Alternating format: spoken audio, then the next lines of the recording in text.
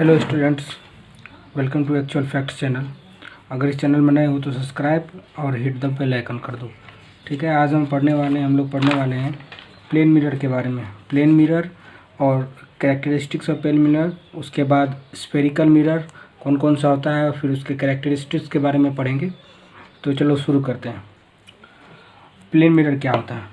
A plane mirror is a mirror of which A plane mirror is a mirror of flat, that is planar mirror reflecting surface. For light striking the plane mirror, angle of incident is equals to angle of reflection. कह रहा है कि plane mirror एक flat mirror होता है, planar होता है, जैसे कि यहाँ पर ये दिया हुआ है।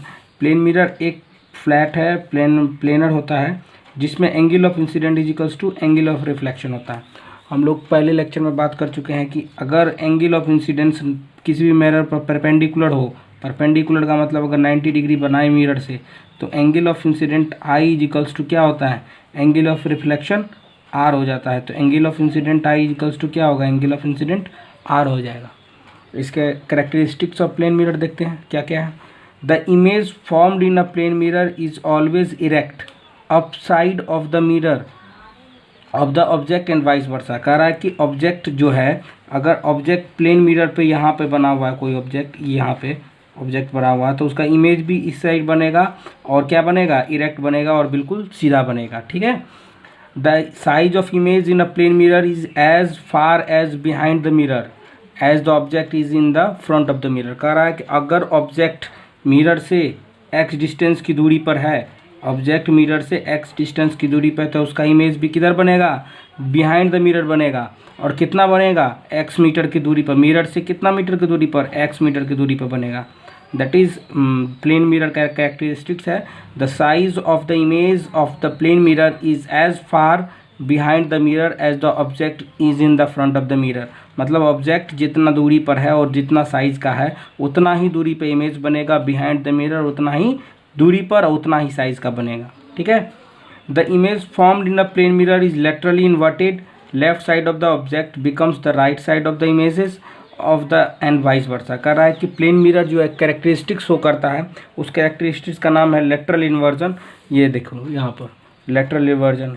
अगर कोई प्लेन मिरर के सामने आप इस तरीके से खड़े हो जाएगा, कोई आदमी, कोई इंसान, कोई व्यक्ति, तो उसका लेफ्ट साइड जो है उसको मिरर में राइट में, खुद के राइट में दिखेगा, और जो खुद का राइट है वो मिरर के लेफ्ट में दिखेगा। इसी को क्या कहते हैं? इस प्रोसेस को कहते हैं लेटरल इन्वर्जन। ठीक है। तो प्लेन मिरर हो गया। प्लेन मिरर समझ गए। Plane mirror is a mirror of flat reflecting surface for light striking the plane mirror, angle of incident is equals to angle of reflection.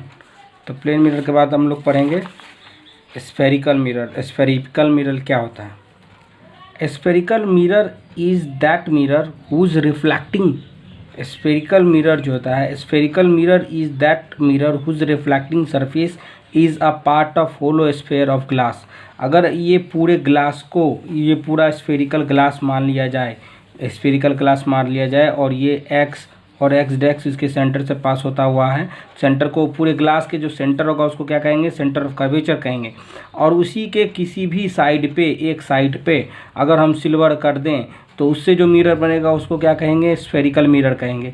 तो स्फेरिकल मिरर दो type का होता है, एक होता है पहला कॉनकेव मिरर, दूसरा कॉन्वेक्स मिरर। तो डिफिनेशन देख लेते हैं पहले। कॉनकेव मिरर क्या होता है? Reflecting surface is towards the centre of the mirror of which mirror is a part. मतलब कॉनकेव मिरर का कह रहा है कि उसका मिरर जो है, मिरर होना चाहिए सेंटर की तरफ, सेंटर की तरफ बन रहेगा। तो ये केव जैसा है, एक केव और गुफा जैसा बनाएगा, तो इसी को, इसलिए इसका नाम पड़ा है कॉनकेव मिरर। इसका जो सिल्वर पार्ट है, जो that is behind the mirror, वो बाहर की तरफ रहेगा। और इसका जो मिरर है, जिधर रिफ्लेक्टिंग सरफेस है, वो किधर होगा? Toward the centre of curvature. That's why it is called as concave mirror. ठीक है। बी क्या है? बी है non reflecting surface, non reflecting surface. और रिफ्लेक्टिंग सरफेस किधर है? ए की तरफ है। A is the reflecting surface, reflecting surface, A is the reflecting surface and B is the non reflecting surface. अब देखेंगे हम लोग कॉन्वेक्स मिरर क्या होता है। तो कॉन्वेक्स मिरर होता है reflecting surface is away from the mirror of the sphere for which the mirror is a part. कहता है कि मिरर जो है पूरे स्पेयर का ही पार्ट है, मगर इसका जो मिरर वाला पार्ट है वो क्या है, मिरर सेंटर ऑफ कर्वेचर से बाहर है, मतलब कि पूरे स्पेयर से बाहर है, स्पेयर से बाहर है। और इसका सिल्वर वाला पार्ट किधर है, स्पेयर की तरफ है, सेंटर ऑफ कर्वेचर की तरफ से। तो ये जो बाहर रहेगा मिरर, तो मिरर उग जाता है ना, ये बाहर निकल गया तो ये वैक्स हो जाता है। वैक्स इसीलिए कहा जाता है, वैक्स का मतलब होता है निकलना, उगा हुआ।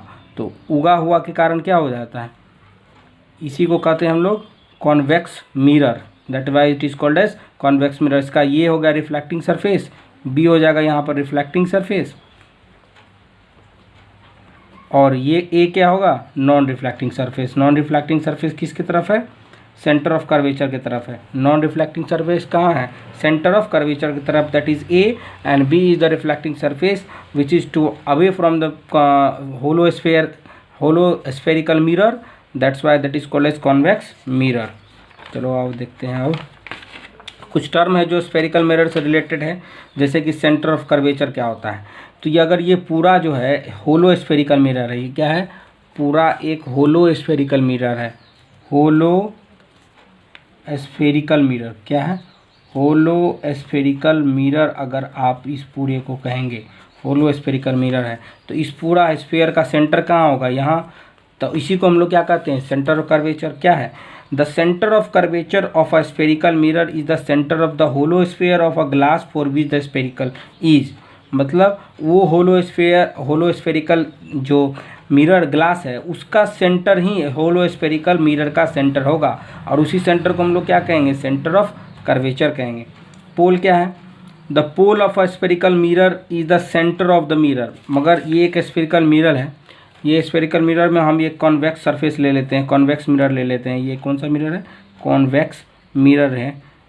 तो ये यहाँ से यहाँ तक ये मिरर का क्या होगा, लेंथ होगा। यहाँ से यहाँ तक ये मिरर का क्या होगा, लेंथ होगा। इसी को लेंथ को मान लीजिए एल मीटर है, और इस लेंथ का जो मिड पॉइंट होगा, ये बीच होगा, ये मिड पॉइंट होगा। इस मिड पॉइंट को हम लोग पी से डिनोट करेंगे, जो यहाँ पे भी लिखा हुआ है। इसी को हम लोग क्या कहेंगे, पोल कहेंगे। पोल क्या है, the pole of a spherical mirror, the pole of a spherical mirror is the centre of the mirror. Centre of mirror का क्या है, ये एक सेंटर है। उसके बाद रेडियस कर्वेचर देखते हैं। The radius of curvature of mirror is the radius of the hollow sphere of glass for which the spherical mirror is a part. कहता है होलो स्फेरिकल ग्लास मिरर का वो रेडियस, होलो स्फेरिकल स्फेयर का radius जो होगा वही hollow spherical mirror का radius होगा। तो यहाँ से अगर यहाँ तक ये सेंटर है, तो यहाँ से यहाँ तक क्या होगा, रेडियस होगा। ये होलो स्फेरिकल ग्लास का रेडियस है, या अगर हम इसको मिरर बना देंगे तो यही होलो स्फेरिकल मिरर का भी रेडियस होगा। अब प्रिंसिपल एक्सिस क्या होता है, कहता है principal axis, the principal axis of a spherical mirror is the straight line passing through the centre of curvature and the pole of the spherical mirror produce on both side. कहता है पोल तो दोनों side हो सकता है, इधर भी। मान लो दो मिरर निकलेगा तो दोनों तरफ पोल होगा।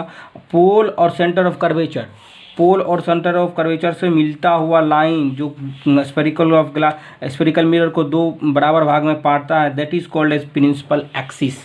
ठीक है।